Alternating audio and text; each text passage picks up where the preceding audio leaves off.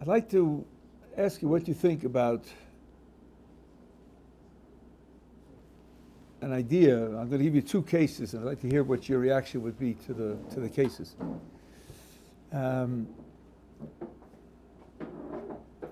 I've decided that I want to buy a new pair of tefillin. So, and I'm an early bird. I get to the store early, and the owner says, "Look, here's a nice pair. Why don't you try it on and see whether you like it?" So I tried it on, put it on, wrap it around my arm, put it on my head, I put it into position. Feels good. It feels comfortable. It's strong. I look at the price and I think, yeah, I think I'll buy it. I take them off, I put them in the box, and then I say, hey, wait a minute. It's 9 o'clock. 9 o'clock is the time when you can put on tefillin. There's a mitzvah to put on tefillin. And I just did it. So, I can check today off. I did it today, and then I'll do it again tomorrow. Or another similar case, I've decided to work on my Hebrew pronunciation. So every morning for a half hour, I open up the Chumash to a random page, and I read. This is 7:30 in the morning. And I'm reading away, and then I come to a verse, Shema Yisrael, Adonai, Eloheinu, Adonai, Echad, V'ahavta. And I think, wait a second. I know that verse. That's the Shema. And it's 7:30 in the morning. Now's the time to read the Shema. A time. So, the mitzvah is to read the Shema in the morning. I just read it. So I did it. One ahead. Because I did it already. How does that strike you?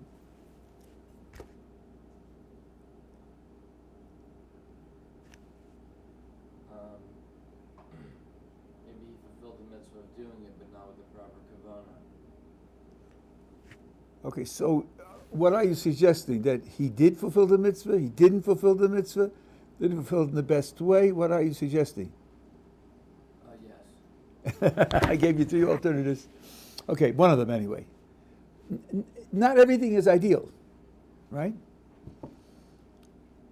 When he was doing it, what he had in mind was either practicing his pronunciation or trying on the tefillin to see if they fit.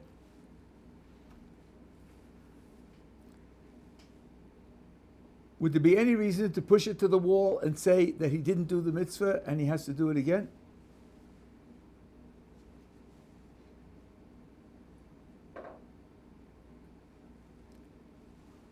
What does the word mitzvah mean? Command. Or we make it more flowery, commandment. Let me give you another example. I'm sure this has actually happened. This is a story about the Israeli army. And as you know, the Israeli army has in it soldiers from all over the world.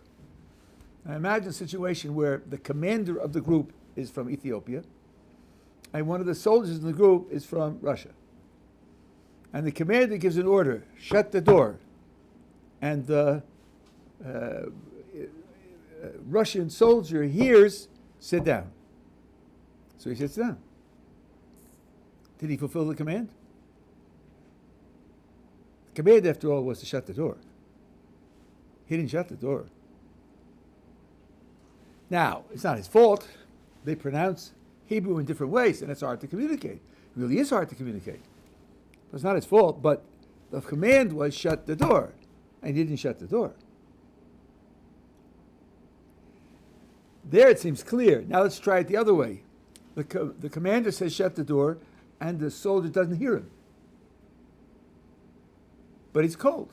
It's January. He goes over and shuts the door. Did he fulfill the command? Well, yes and no. I mean, he did what the command said to do, right? But he didn't do it because of the command. So, there's something lacking in his relationship to the commander, his relationship to the army, his relationship to the rules. He did it as he would have done it, in Tel Aviv if he was cold and he would shut the door. It had nothing to do with being a soldier.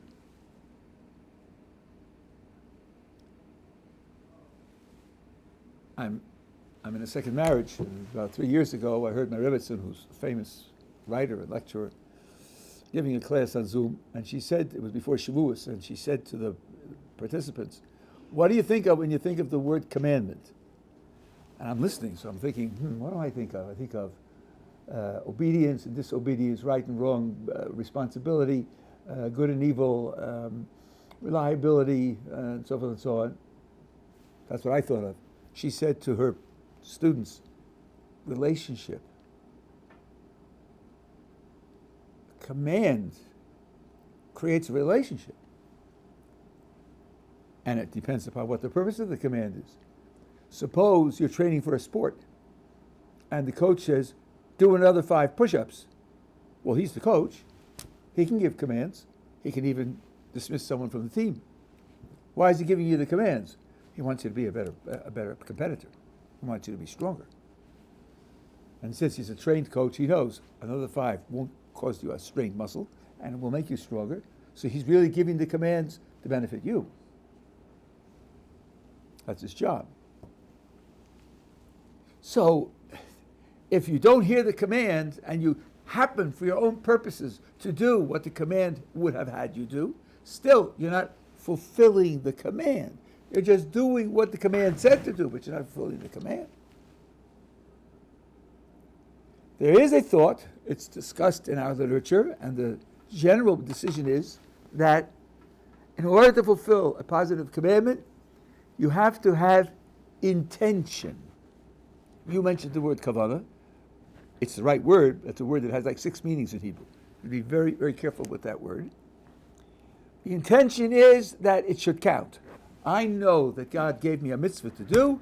I'm doing this to fulfill that mitzvah. I want this to count as fulfilling that mitzvah. And the general rule is that if you don't have that in mind, then you have to go back and do it again. If the action you perform doesn't act out a relationship with the commander, then the commandment has not been performed. Now, are we together so far? Now, this in English is what's called intention. What do I intend to do? What do I intend the consequences to be? This is not the same as motivation. Motivation, in our circumstances, doesn't have to be pure. We'll talk about it in detail in a moment, but I just want to make sure that the concepts are separate. My intention was, God said recite the Shema, and I'm reciting it, I want it to be checked off. God said to put on tefillin, I'm putting on tefillin, I want it to be checked off. And I did the rule because he commanded it. Why am I following the command? Oh, that's another story. Maybe because I want reward, which is promised and is real, or I'm afraid of punishment if I don't do it. Maybe because I want a good reputation. Maybe because I enjoy doing it. Maybe all of them. Motivations could be many and various. And your motivation doesn't have to be pure. That's what I want to talk to you about. The intention to fulfill the command has to be there. But the motivation doesn't have to be for that. It could be very various. I'll give you an example. You owe money to the IRS, so you send in a check. You want them to check you off, right? You want your debt to the Treasury to be canceled because you sent in the check. That's the intention of what you're trying to accomplish. Why are you paying money to the IRS? Could be a lot of different reasons. Maybe you believe in the United States of America, believe in what it's doing. You feel you're privileged to be able to contribute your fair share to supporting the United States of America. Or maybe you're afraid of getting caught and going to jail. Or who knows, whatever. But in all cases, what you want is your debt to the Treasury should be canceled because you made the contribution. That's your intention rather than your motivation. Then there's a third thing, and that is, what do you think about when you're doing it?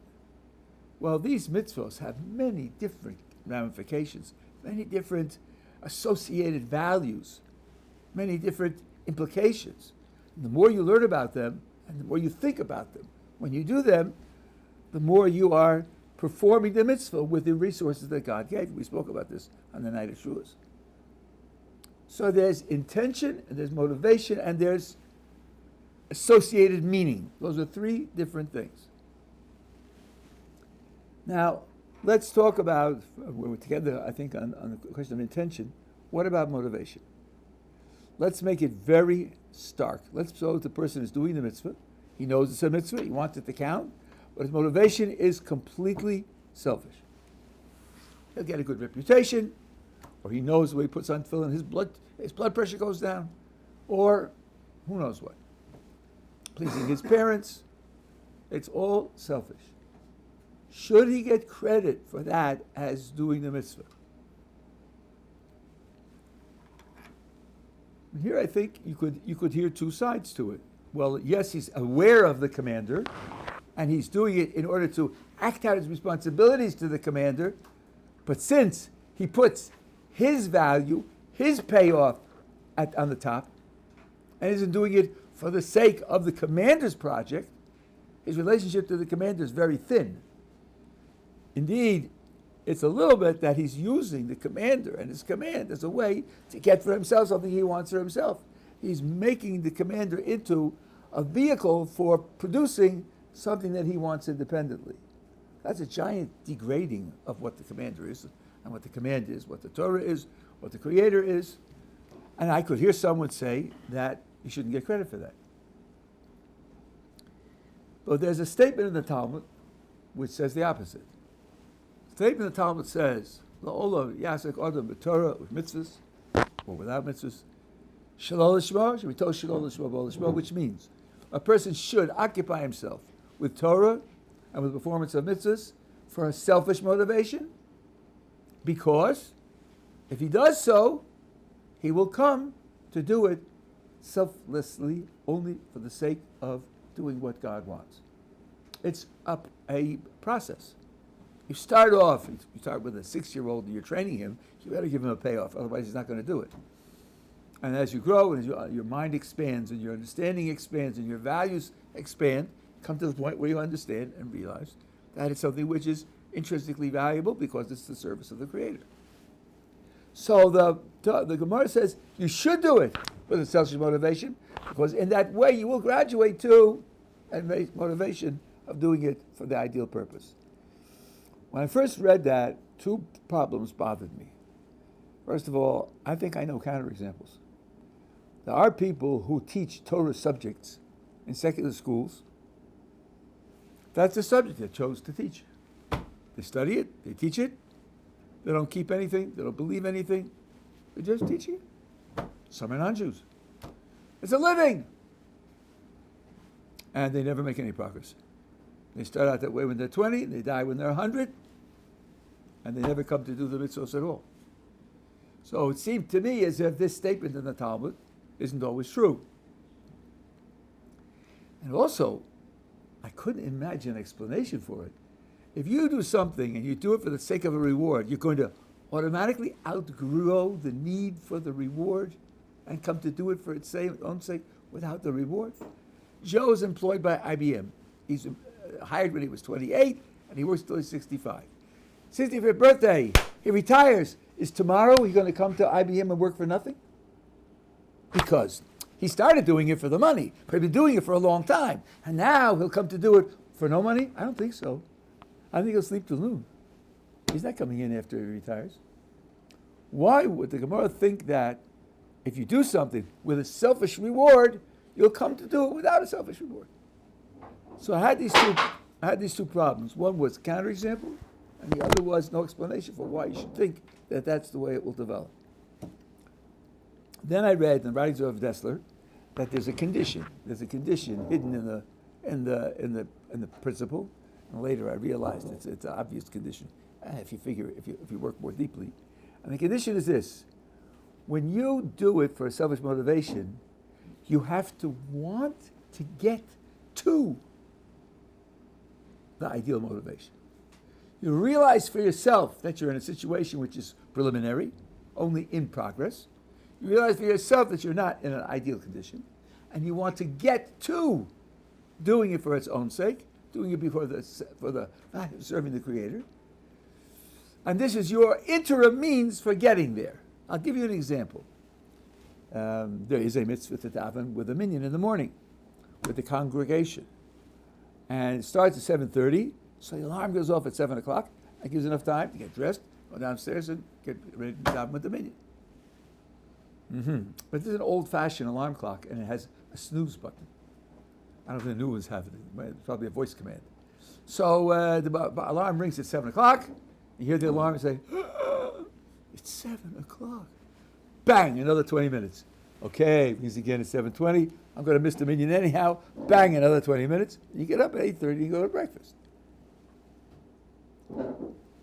I'm picturing a person who already wants to daven with the minyan, but when 7 o'clock comes, he's tired. So he's in a conflict. Get up to daven, sleep some more. And he regularly loses the battle. And then he thinks, I have a way to try to guarantee that I will get up. And here's what I'm going to do. My friend Ruvain is pretty regular at the minyan. I'm going to offer to learn with him for 15 minutes before the minyan, 7:15. We'll learn together. I'll have to set my alarm for 7:15, so I'll be down there at 7:15. And then I'll learn with him. Okay, so I talk to Ruvain, and Ruvain says, yes, wonderful idea. I set my alarm for 7:15. Alarm rings in the morning, 7:15. And I'm about to hit the snooze button when I think, hey, wait a minute. Ruvain's going to be there. He's going to be waiting for me at 7:15. I'm not going to go down. How will I face him? He got up 15 minutes earlier. He's there waiting for me, and I'm not going to go down. So, gritting my teeth, I pull myself out of bed at 7:15. I go down to meet him. Now, here's the trick question. Think carefully. Why am I getting out of bed at 7:15? To learn what? He said to learn. What did you say? Where? I can hear you. For For Ruvain. Yeah. Where's validation? Validation. Maybe he's afraid of being embarrassed in front of Ruvain. How's he going to face him? I think that's an incomplete answer. Let's go back over the conditions again and see if we can fill in the answer a little more completely. I'm in a situation where I already want to daven with the minyan. It's just that when the alarm goes off at 7, I'm tired, and I'm struggling to get out of bed, I lose the struggle. But I already do want to daven with the minyan. That was the extra condition that I saw in the writings of Rav Dessler. But I lose the battle too often. So what am I doing? I'm adding another motivation in addition. And that's the motivation of not being embarrassed in front of Ruvain. When I see him later in the day, he says, hey, come on, I was there at 7:15, where were you? So what's getting me out of bed? The motivation. Two of them together. Both of them together.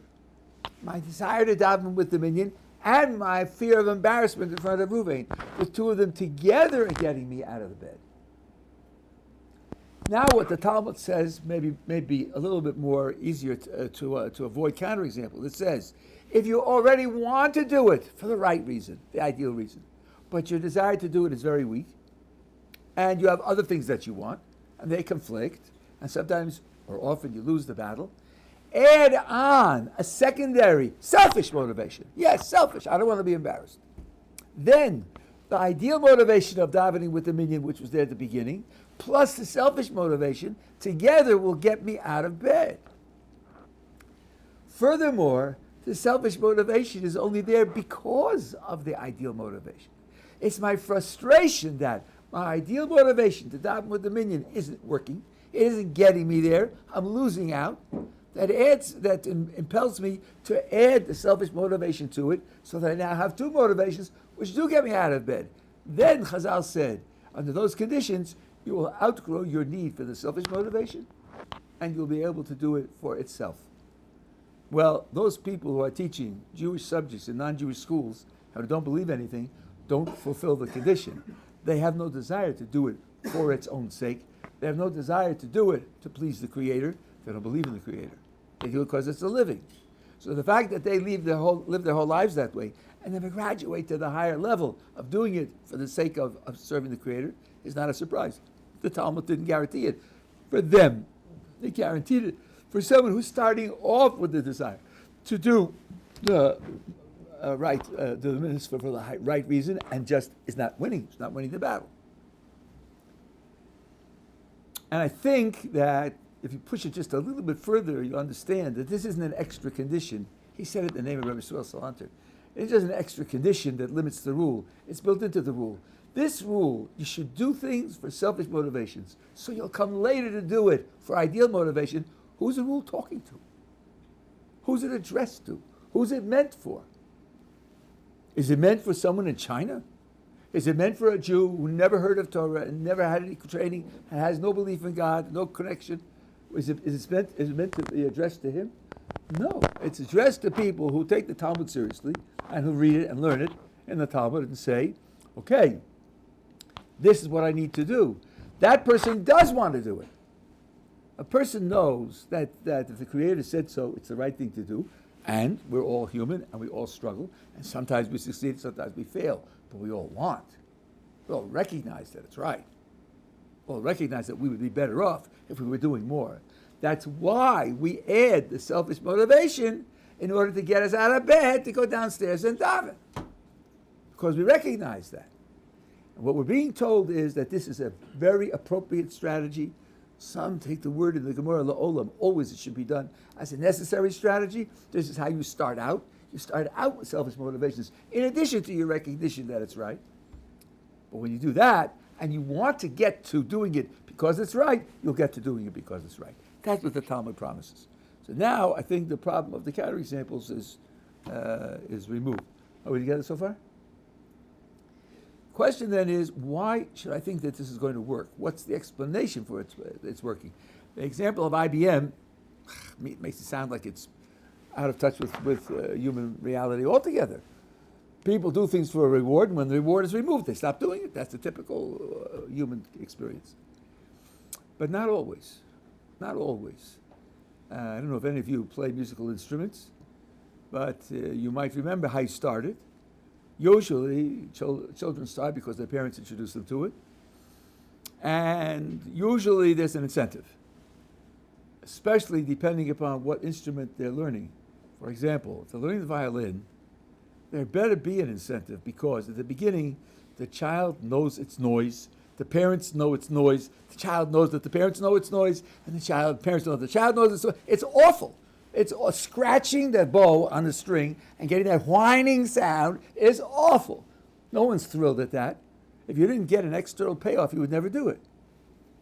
But after 2 years or 3 years, when you're playing music, you may not need the external payoff anymore. There's a thrill in playing music for itself. It's just at the beginning you weren't playing music. You're just making noise. And I think that that's the experience that people have. When you're talking about mitzvos, many mitzvos are very complicated. They're complicated and they're strange. Leather straps and leather boxes on your arm and your head. You never did anything remotely resembling that. And there are parchments inside on which are written words that you probably don't understand. And you're supposed to wear them for a half hour. Very hard to relate to that. Very hard to integrate to that. That's like the child starting with a violin. By the way, they have miniature violins. A kid can start when he's 5. They have quarter violins, quarter-size violins. And they start with that, and then they graduate to bigger violins. But he knows it's noise. It's awful. I speak as a musician. I didn't play the violin, but I went through the process of learning and performing. But when you get to play the music, you don't need it anymore because the music stirs something in the person which is its own motivation. Most people respond to music. People, even in very difficult circumstances, respond to music. People who are, I don't know what the technical medical term is, but suffer from being spastics, who don't control their limbs. If you play music with strong rhythm, they can dance fluently. They get control of their limbs. No, I don't think anybody understands why that is, but it is true. Music reaches something very deep in the soul. So when this kid, he's been playing the violin for 3 years, or 4 years, or 5, he starts to play simple tunes by Mozart or by Beethoven, and he himself, without anybody listening, he feels he's making this music. I would say the majority of the time, he'll continue to play without any incentives, because it moves something that's inside him. Well, the Torah is commanded by the very same one who created us. And he created us so that the mitzvahs of the Torah and the human soul are a hand in glove fit. So that you get to a point where doing the mitzvah is natural. It's natural, and it becomes part of your natural identity. It calls forth in you a response like music calls forth in you. It takes time to get there. It takes time to become fluid with the mitzvah physically and fluid with it mentally to understand some of its meaning. And then when you do that, it comes to express that. I remember when I was in your condition, about your age, I didn't come from a religious background. I started to try to keep the various mitzvahs that were available. One of the most difficult was mincha. Because the afternoon, I have a life. I'm not just sitting back and doing nothing. I was in college, I was in graduate school, I was getting a PhD. I'm busy. And in the winter time, the afternoon is very short. But there's an interruption, see? And you have a class from 2 to 3 and a class from 3 to 4. And sunset is 4:15. Then you're pretty, you're back into the wall. It was hard. It was quite difficult. And in the beginning, sometimes I succeeded and sometimes I didn't. It took me a long time to build up the habit of it. My children, who grew up with this structure to their lives, comes the afternoon, it comes time for mincha, the world could fall off a cliff. It wouldn't make any difference. It's time for mincha. End of story. There's nothing else left to this consciousness. A good friend of mine was nifter during Corona, gave the following analogy. A man calls his wife at home and says, the boss is coming home for dinner tonight. Please, prepare the house for him. She thinks, okay, this is a big deal. So she cleans it, she prepares the supper, and she's got things going on, pots boiling here and so forth and so on. Got a lot of things on her mind, she's juggling a lot of things, and suddenly, from outdoors, she hears the scream of her 6-year-old. How long does it take her to defocus on the boss coming and focus on the scream of her child? 0 time. It's instant. Instant. She's out the door. The pot's boiling over and the washing machine. So what? My child is screaming. He said, that's the way mincha has to be. You look at the clock and say, mincha. Okay, everything else fades. Just fades. It takes a long time to get into that. But at a certain point in time, when you realize that Elijah the prophet, when he prayed to God for salvation from heaven, he prayed late in the afternoon. He got it late in the afternoon when you daven mincha. Okay, you're in yeshiva, you can daven early in the afternoon also. Don't prejudice that. He got it in the afternoon, so mincha is very special. Mincha is a time when great people had great needs and were answered. So I don't want to miss that. So then the struggle with, but this coming and the telephone call and so on, but it's mincha. All that fades away. That happens. After a while, it happens. Same thing's true when you put on tefillin and you realize you're donning the insignia of the king. I'm an official in the royal court, in the court of the king. And this is my insignia. Tzitzis, also, same thing. Wow. This signifies who I am and what I'm doing. So it becomes not, another half hour with leather straps and leather boxes, but I'm going to be standing before the king.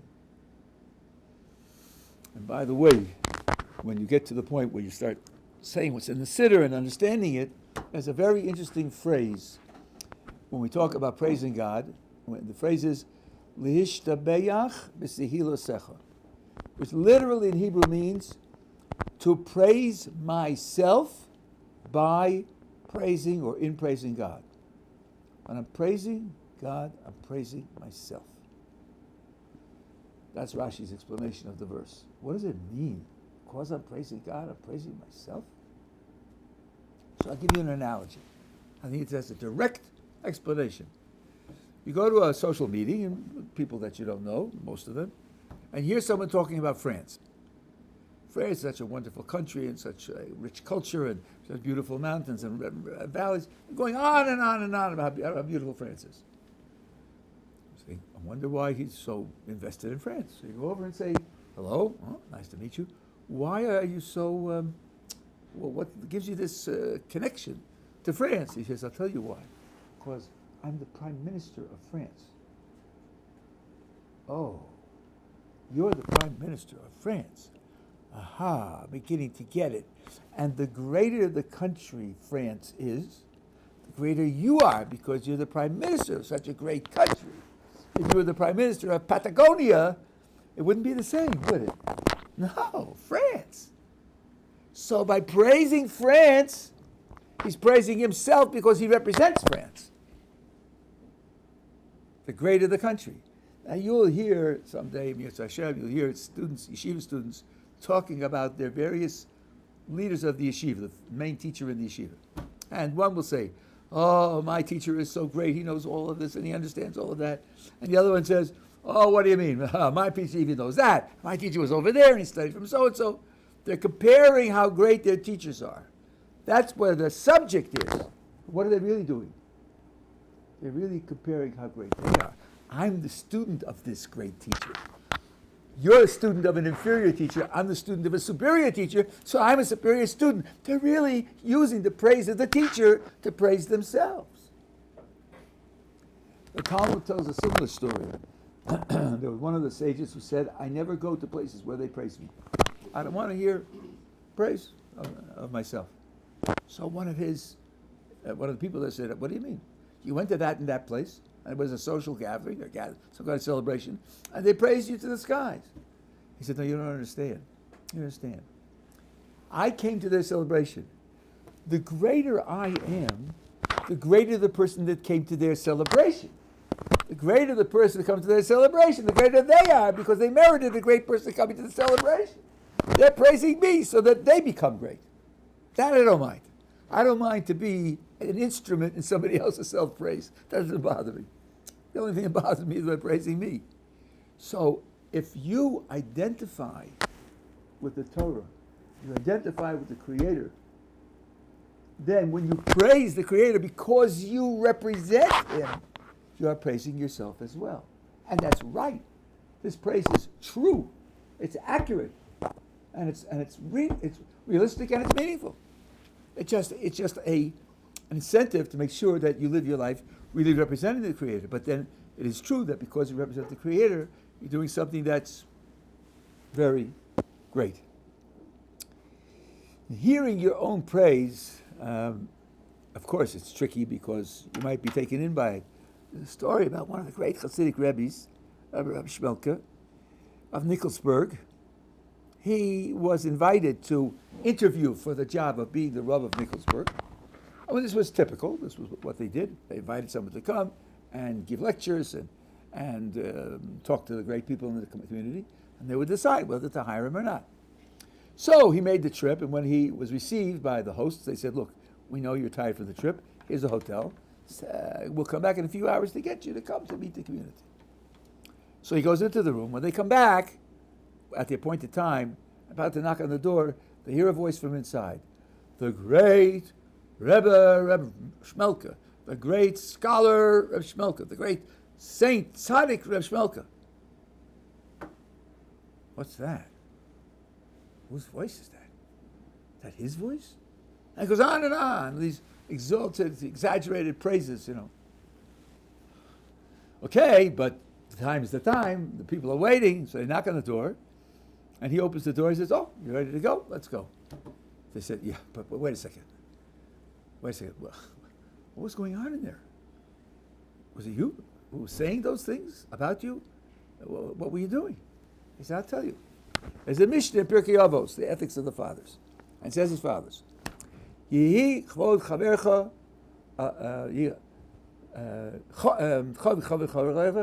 kishalach. Let the praise of your friend be as precious to you as your own. The normal thing means is you should praise your friend. It should be as dear an opportunity to praise your friend as it would be if somebody would praise you. That's the normal meaning of it, and that's the true meaning. You should think carefully about how you leave it to other people, what kind of support you give them, how you build up their self-esteem. He said, I explain it also in the following way. Yichvod chavercha. Let the praise that your friend gives you be as precious to you as the praise you would give yourself. Let's figure that out. The praise that Reuven gives to me should be as precious to me as the praise I would give myself. Let's imagine this. I say about myself, I'm great. I know the truth, don't I? And I'm not fooled when I say I'm great. I know the reality. It's not going to fool me. Okay. When he says you're great, let it be for you as if you were saying you were great. And just as you know the truth, when you say it, when he says it also, discount it. Don't be taken in by the fact that he's saying it. So he said, I'm preparing myself. I know I'm going to meet the community, and there'll be speeches, and I'll be introduced, and these kinds of praises will be said by others. I'm preparing myself to hear the praise coming from others as if it was coming from my mouth, and therefore be able to discount it and not be affected by it. That's an example of how you deal with the idea of praise and how you protect yourself psychologically against the impact that the praise might have.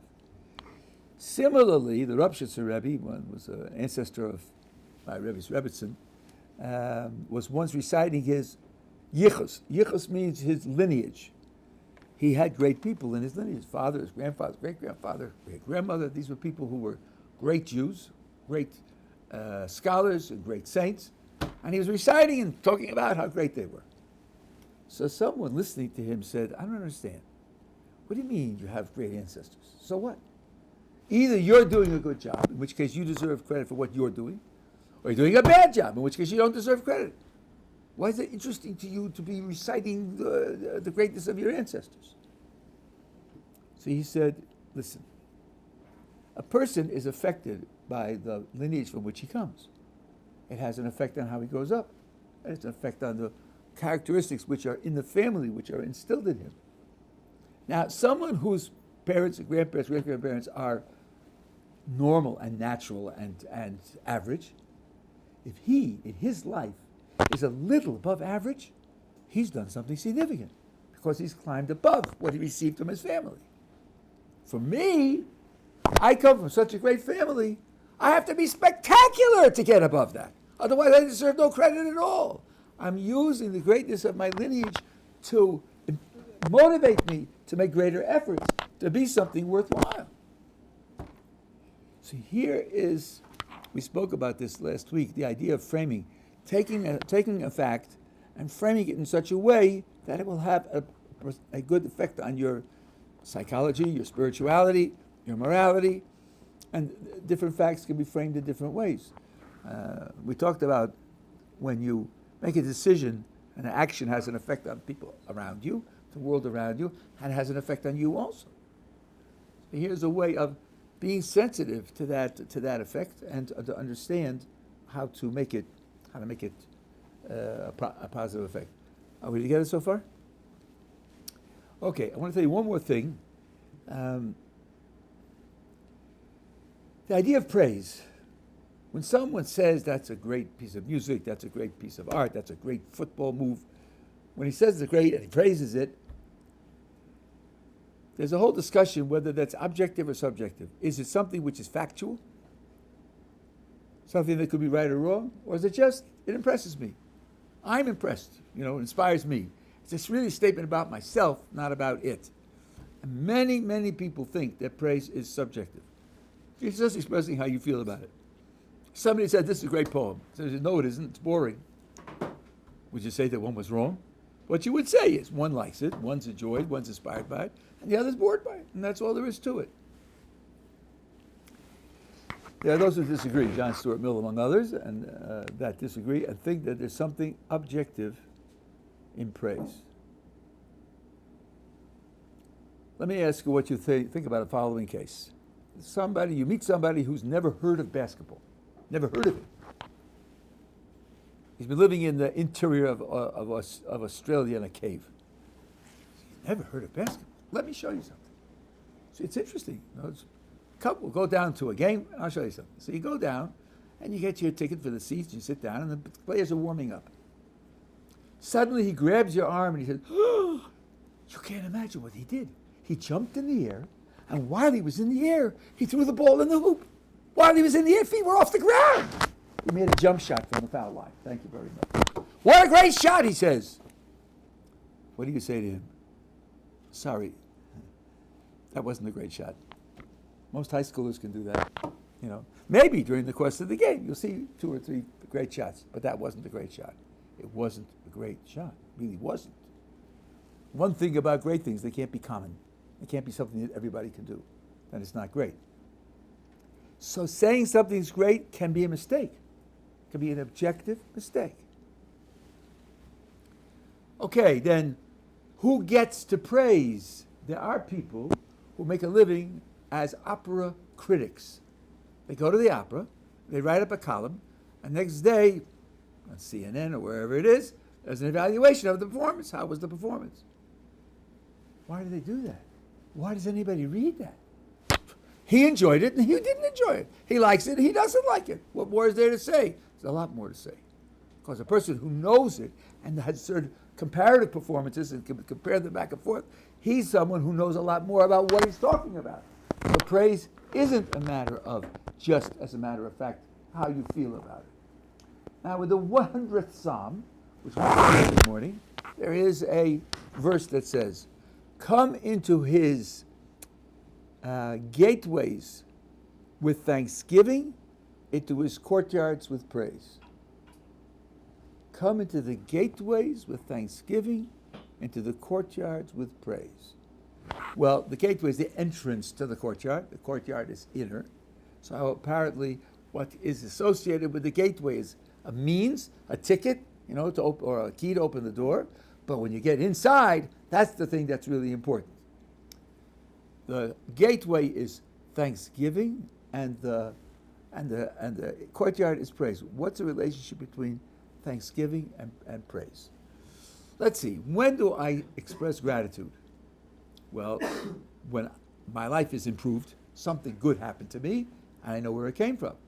I know it came from someone, so I offer him gratitude for what he did. The motion and experience is from inner. I'm in a better position now. Somebody closed the door. Somebody put $100 in my pocket. Somebody fed me breakfast. I'm in a better position. And then it moves from inner to outer. Where did it come from? Who did it? Who's the cause of it? And then I want to acknowledge that. And I want to express gratitude. I'm moving from inner to outer. This I heard from Rabbi Donnie Deutsch of Chicago 1,000,000 years ago. Praise is totally outer, because praise is a matter of what the thing is, the greatness of the thing in and of itself. To get to praise, you go through the gateway of thanksgiving, which takes you from inner to outer, and then you can be able to start to appreciate the real character of the outer. And this is why, in the prayers, you probably have heard this once or twice, Kadosh, Kadosh, Kadosh, Hashem Tzvakos, holy, holy, holy is the Lord of hosts. The whole world is full of his glory. Every time we say that, we mention that we're saying what the angels say. That is in the book of Isaiah. He heard the angels saying that in his vision of God sitting on the throne. Why do we say that? Because the angels are able to see what we can't see. They have a certain level of perception, understanding that we don't have. We wouldn't have said those words on our own. We can't take responsibility for them. We say them because they said them. They see the reality better, so their praise is more accurate and deeper than the praise that we would say. And indeed, if you look at the prayer book, almost all of the praises there are quotations from verses from the prophets, from Moses and from the later prophets and from the writings, from people who had holy inspiration. We're not making them up. We're not creating them. We're quoting them because they're in a position to be able to utter praise that's more accurate, more suited to the reality than we are, because they're closer than we are.